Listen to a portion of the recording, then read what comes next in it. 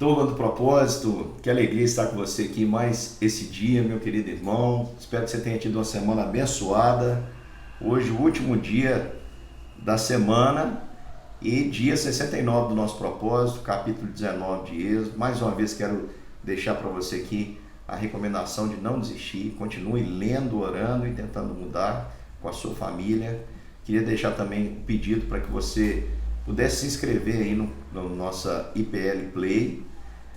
Nossa meta é chegar a 1.000 inscritos e também que você convide mais pessoas para participar do grupo Propósito. Como você vai fazer? Nós já estamos em Êxodo 19, você vai dizer para a pessoa, olha, você vai acompanhar a leitura do dia e o restante, aquilo que ficou, já passou, a pessoa vai ter tempo aí para poder colocar em dia, né? Essa leitura. Então você acompanha a leitura do dia, no caso, por exemplo, hoje, a pessoa que entra hoje vai acompanhar de Êxodo 19 para frente e o que ficou para trás depois vai repondo. O importante é que a gente receba todos os dias o alimento vindo da parte do Senhor. Vamos lá para o capítulo de número 19. Eu queria mostrar para os irmãos aqui um preparo para que Deus entregue a sua lei. 90 dias se passaram, o povo caminhou 3 meses e a gente percebe o seguinte, em 3 meses, quanto cabe de reclamação em 3 meses, né? Queridos irmãos, como esse povo reclamou de Deus, do Senhor, eles tinham acabado ali de ver a mão de Deus, o poder de Deus claramente sobre os egípcios, abrindo o mar, guiando no deserto. O povo bebeu água onde a água era amarga, Deus transformou água doce, Deus mandou maná, Deus mandou codorna, Deus fez brotar água da rocha, Deus deu todas as provas que não faltaria na peregrinação o que eles precisavam para essa jornada. No entanto, o povo murmurava. Mas nós não vemos aqui nessa primeira parte uma punição de Deus. Por quê? Eu acredito, e alguns teólogos também, para apoiar a minha opinião aqui, né? Não estou dizendo que eu sou melhor que eles, eu só tenho essa opinião, meus irmãos, porque eu consultei esses comentaristas. E muitos comentaristas bíblicos acreditam que a misericórdia de Deus aqui, ela foi demonstrada porque o povo ainda não havia recebido a lei. A partir do momento que eles se tornam conhecedores do que eles devem fazer, o castigo vai ser exemplar. Por quê? Porque uma coisa é você punir uma pessoa por aquilo que ela sabe claramente que é errado. Outra coisa é você punir uma pessoa que não conhece a lei e está fazendo ali de maneira ingênua. Portanto, Deus está para dar a lei ao seu povo, e essa lei vai constar de ordenanças, vai constar de mandamentos vindo da parte do Senhor, mandamentos que dizem sobre o nosso temor ao Senhor e sobre a relação do nosso próximo. Nós vamos ver isso mais adiante. Mas aí eles partiram ali, chegaram a um lugar bem plano no deserto, em frente ao Monte Sinai, uma região de mais ou menos 8 quilômetros, plana, onde poderia caber ali tranquilamente, os arqueólogos acreditam, 3 milhões de pessoas. O povo era extremamente numeroso, só homens eram 600 mil. Aí você pensa, né? Cada homem poderia ter mais de uma mulher. Imagina essas mulheres aí tendo vários filhos, porque era comum naquela época, e o próprio livro de Êxodo diz que o povo era muito numeroso, ao ponto dos egípcios escravizá-los e tentar também matar ali as crianças. E Moisés, ele foi chamado por Deus, ele subiu ao Senhor e disse, olha, você vai anunciar a casa dos filhos de Israel. Olha que promessas. Deus diz para Moisés, fala para o povo lembrar como eu os resgatei com asas de águia. No versículo 4 ele diz, vós tendes visto o que fiz aos egípcios e como os tomei sobre as asas de águias e vos trouxe a mim. O que quer dizer essa expressão, asas de águia? É porque a águia, a gente sabe, que é das aves a que faz o ninho no local mais alto, no alto dos penhascos, no alto das montanhas.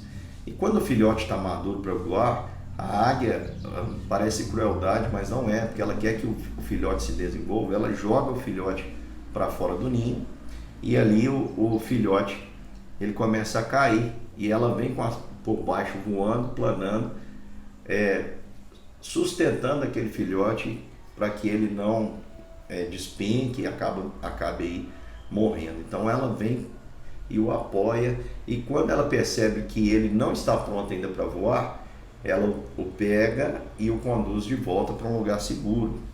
E assim ela repete até que o filhote possa voar. O que Deus está dizendo, em outras palavras, é o seguinte: vocês estavam caindo e iam esborrachar. Se eu deixo vocês na mão do faraó, esse povo seria extinguido. Mas vocês são meu povo e eu fui lá com asas de águia e resgatei vocês e os trouxe de volta para mim. Agora, eu quero dizer algo para vocês. Deus fala a partir do versículo 5. Ele diz assim: se vocês ouvirem a minha voz e vocês guardarem o compromisso comigo, a minha aliança, vocês serão para mim um tesouro especial. Tesouro especial, pessoal, a gente guarda, a gente protege. O que tem um valor para nós, um tesouro especial, nós não queremos abrir mão de jeito nenhum. É mais do que valor, tem um valor sentimental, extrapola o valor monetário.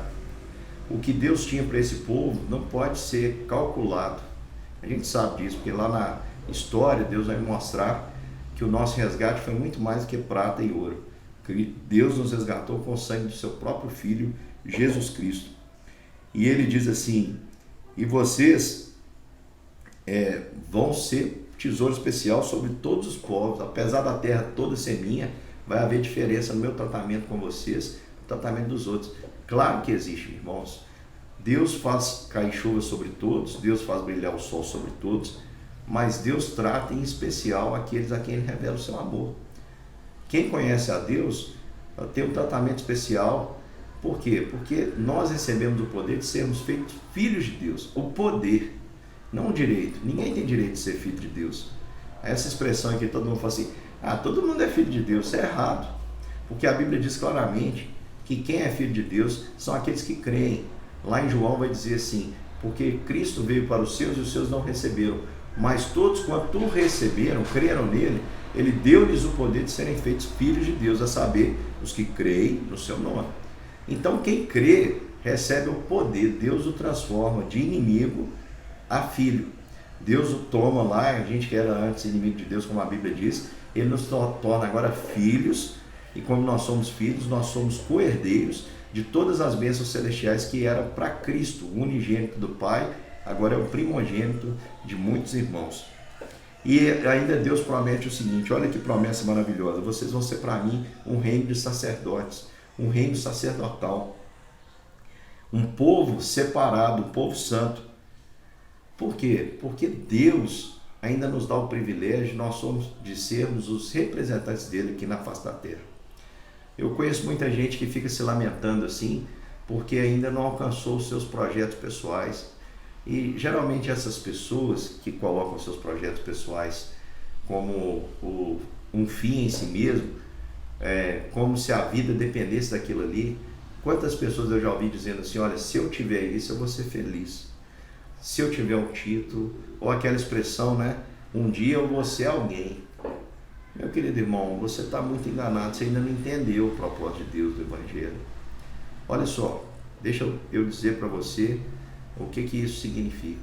Significa que a melhor coisa que você pode alcançar, o maior status, ele não depende da sua inteligência, ele não depende da sua força, ele não depende da sua estratégia, ele não depende da influência que você tem, ele depende do ato da graça de Deus sobre a sua vida, do visitar do Espírito Santo na sua vida, porque a partir do momento, meu irmão, que você crê, a Bíblia diz que você aqui na face da terra é um povo, passou a ser propriedade exclusiva de Deus, povo separado para Deus, e Deus quer que você o sirva aqui. Isso é um privilégio. O maior status, o maior cargo não é o que o concurso público aí vai te dar, ou o reconhecimento de uma empresa privada, mas o maior de todos é o que Deus nos dá. Nós somos, segundo a Bíblia, embaixadores de Cristo, embaixadores do reino celestial. Nós estamos aqui, mas somos representantes de uma outra pátria. Estamos indo para essa outra pátria. Não pertencemos ao mundo. Estamos no mundo, mas não pertencemos. Nós estamos em serviço de um reino superior. Aqui no tempo e na história nós somos cidadãos brasileiros Mas na realidade espiritual da nossa vida, irmãos, nós somos muito mais que cidadãos brasileiros. Nós somos cidadãos do reino dos céus. Nossa pátria está para além dessa. Portanto, Deus diz isso para Moisés e fala para Moisés dizer isso para o povo. E você entende o que isso significa? Deus está dizendo para aquele povo que só estava acostumado a sofrer, essa geração, os passados que chegaram com honra lá no Egito, já tinham morrido todos. Deus está dizendo para eles, olha, vocês vão ser especiais para mim. Vocês hoje estão aqui no deserto, estão caminhando para a terra que eu vou mostrar para vocês. Vocês vão entrar lá. Eu vou ser o Deus de vocês. Esse Deus que livrou vocês da maneira que vocês viram, com asas de águia, eu vou ser para vocês isso. Vocês vão ser para mim o tesouro especial. Vocês vão ser o meio que eu escolhi para executar a minha vontade. Vocês vão ser um reino sacerdotal. Vocês vão ser um povo separado para mim. Contudo, me escutem. Escutem a minha voz e guardem a minha aliança. E Moisés chamou então os líderes do povo e apresentou para ele as palavras do Senhor. E sabe qual foi a resposta do povo? Foi essa: tudo que o Senhor tem dito faremos. E Moisés relatou ao Senhor a palavra do povo. Moisés falou assim: está fechado, Senhor. Eles disseram que é o que eles mais querem. Tudo que o Senhor falar, sem exceção, eles vão aceitar. Nós vemos, irmãos, que isso é muito belas palavras, mas na prática isso não vai se mostrar verdade, porque o povo não vai obedecer os ensinamentos de Deus. Quantas vezes eu e você, meu irmão, nos dispomos a obedecer a Deus, fazemos um compromisso, nos batizamos, professamos a nossa fé e não cumprimos aquilo que prometemos? Meu querido irmão, os nossos votos diante do Senhor, eles têm que ser cumpridos. Aquilo que a gente prometeu de apoiar a igreja em todas as áreas, com a nossa presença, com a nossa oração, financeiramente falando, né, sustentar o reino, aquele compromisso que nós fizemos de apoiar os trabalhos, de estar junto, de estar com os irmãos, de respeitar as autoridades, de temer a Bíblia, isso precisa ser levado a sério. Como o povo disse nas suas palavras, tudo que o Senhor disser faremos, porque o Senhor disse que se nós fizermos isso tudo, nós seremos assim para Ele. Agora você tem que entender que nós somos filhos de Deus. Filhos, quando obedecem, os pais honram. E filhos que desobedecem aos pais, os pais, pelo menos aqueles que estão de acordo com a palavra, os disciplina. E a disciplina é para o bem, a disciplina é prova de amor. Deus nos disciplina, a Bíblia diz que Deus disciplina aqueles que amam, aquele ama. E aqui o texto vai mostrar a preparação, nós vamos entrar principalmente no capítulo seguinte, onde vai mostrar os 10 mandamentos, mas as ordens do Senhor para o povo é a seguinte: olha, vocês vão se santificar, nada de distração, nesses dias vocês não vão se aproximar de mulher, ninguém deve tocar o monte do Senhor, se tocar vai ser morto e apedrejado, porque a pedra seria lançada à distância, ou morto com flecha, até o animal que se chegasse seria morto. E Deus disse para Moisés: olha, o povo só vai se aproximar quando ele ouvir o som de uma espécie de buzina, né? Algo que seria bem evidente, aí o povo poderia se aproximar. E Deus fala para Moisés e manda Moisés descer de novo e dizer ao povo, e Moisés então adverte o povo, e diz o texto que o Senhor então manda chamar Moisés para esse compromisso e diz: olha, venha com Arão, porque eu vou falar com você e vou entregar aí os meus mandamentos. Então, aplicando isso aqui na nossa vida rapidinho, meu querido irmão, o que nós aprendemos aqui? Que há uma importância muito grande em obedecermos a Deus. Você precisa, meu irmão, se portar no tempo da sua peregrinação. Peregrino é quem está viajando de uma terra, está em transição, viajando em uma terra estranha rumo à terra que lhe pertence. A Bíblia diz que nós somos peregrinos aqui. Como peregrinos, nesse tempo, nós precisamos nos portar com temor e tremor. Temos que obedecer a Deus. Temos que obedecer às ordens de Deus. Por quê? Por que a gente fala assim, de vez em quando, que o nosso pecado deixa Deus triste? Afinal, o pecado é transgredir a lei de Deus. Pecado é quando eu não ajo o meu modo de agir não tem a ver com aquilo que Deus quer. Você já parou para pensar que o seu pecado não diminui Deus em nada? Se eu minto ou não minto, Deus continua sendo o mesmo Deus, glorioso, majestoso. O meu erro não diminui nada na perfeição de Deus. Então por que Deus se entristece com o meu pecado? Deus se entristece, meu querido irmão, porque todas as vezes que você não obedece ao Senhor, você está fazendo uma jornada sem olhar a sinalização. E se você já fez uma viagem como eu e esqueceu de olhar as placas, com certeza você ficou perdido. Certa vez nós fomos viajar para uma região, a gente tinha que chegar em uma cidade do Rio de Janeiro, e eu dirigi mais de 150 quilômetros em outra direção. E naquele dia a minha esposa falou: olha, eu falei para você que era lá atrás, e era verdade. E aí? O que eu vou dizer? Eu vou pôr a culpa em quem? A culpa é minha. Eu não olhei, não observei a sinalização. Perdi tempo, gasolina, enfim. Tive que fazer um retorno, fiquei muito mais cansado. Então o que Deus mostra para nós é o caminho de excelência. É para a gente ser guiado na nossa jornada aqui. E enquanto nós formos guiados aqui, contarmos com a sua presença, contarmos com a sua bênção, contarmos com a sua proteção. Porque Deus está dizendo para nós assim: vai por aqui, filho. Aí a gente acha que aqui é melhor e a gente segue aqui.